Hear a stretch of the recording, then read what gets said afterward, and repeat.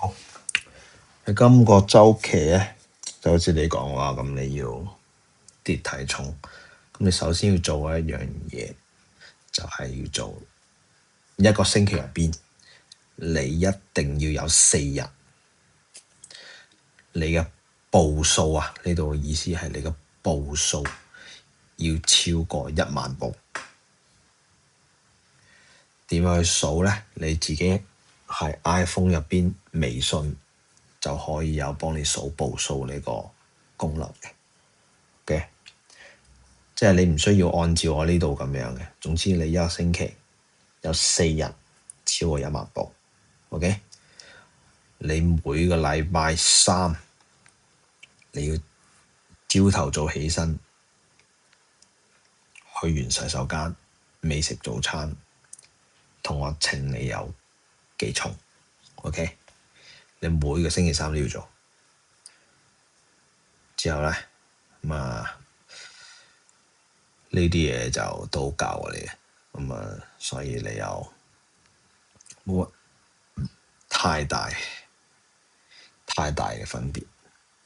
咁咧呢個咧踩單車 assault bike， 記得你需要影一組俾我就得啦。你只需要影你嘅第3組你踩單車1分鐘俾我就 OK。我要睇下你嘅 set up 啱唔啱。你都好耐冇踩，我驚你唔記得咗。OK， 咁pull up 你都要發視頻俾我睇。咁呢啲就都做過噶啦。App roll out 你都有做過嘅。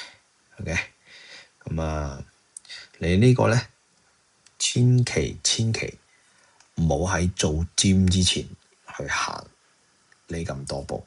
OK， 你一定要同行嗰1萬步，即係去行步數呢一樣嘢，你喺一日入邊夠1萬步就得噶啦。但係咧，你成日而家唔使返學，你出街有人車咧，你係做唔到1萬步嘅。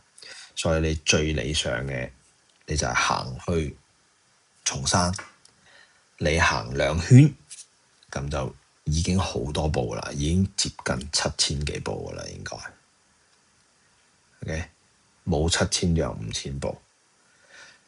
咁你試下一日落嚟，你嘅總步數係幾多？OK。